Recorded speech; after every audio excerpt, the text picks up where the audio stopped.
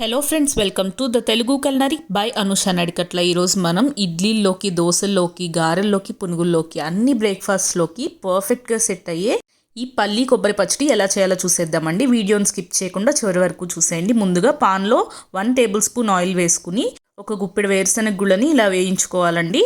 ఒకవేళ మీరు ఆయిల్ వేయడం ఇష్టం లేకపోతే డ్రై రోస్ట్ కూడా చేసుకోవచ్చు. ఈ వేరుశనగ గుళ్ళని ఇలా మీడియం టు లో ఫ్లేమ్లో ఒక 5 మినిట్స్ ఇలా బాగా వేయించేసుకుని తీసి పక్కన చల్లారబెట్టుకోవాలండి. ఇలా ఈ వేరుశనగ గుళ్ళు చల్లారిన తర్వాత చిన్న మిక్సీ జార్లోకి తీసుకుని దీనిలో కొద్దిగా అల్లం ముక్క వేసుకుంటున్నానండి. అలాగే ఒక పచ్చిమిరపకాయని ఇలా చిన్న చిన్న ముక్కలుగా చేసుకుని వేసుకుంటున్నానండి. మీ దగ్గర పచ్చిమిరపకాయలు చిన్నవి ఉంటే 2 to 3 వేసుకుంటే సరిపోతుందండి. ఇప్పుడు దీనిలో నేను ఒక గుప్పెడు పుట్నాల పప్పు యాడ్ చేసుకుంటున్నానండి. దీన్నే వేయించిన శనగపప్పు అని కూడా అంటారు. ఇప్పుడైతే దీనిలో ఒక 3-4 వెల్లుల్లి రెబ్బలు యాడ్ చేసుకున్నాను.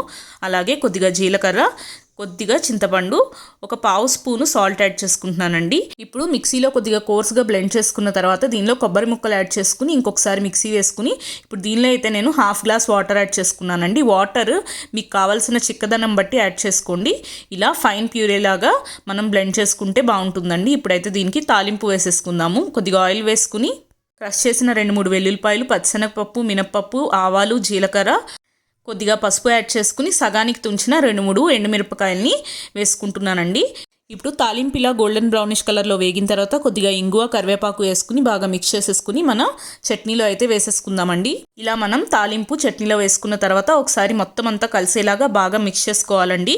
ఇంతే అండి, చాలా ఈజీగా మనం బయట హోటల్స్ కంటే చాలా టేస్టీగా ఇంట్లోనే చాలా తక్కువ టైంలో ఈ పల్లి కొబ్బరి పచ్చడిని రెడీ చేసేసుకోవచ్చండి.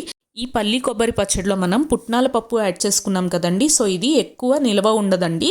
ఒకవేళ మీరు ఈవినింగ్కి కూడా ఈ చట్నీ ఉంచుకోవాలనుకుంటే దీనిలో మీరు పుట్నాల పప్పుని స్కిప్ చేసేసి చేసుకోండి.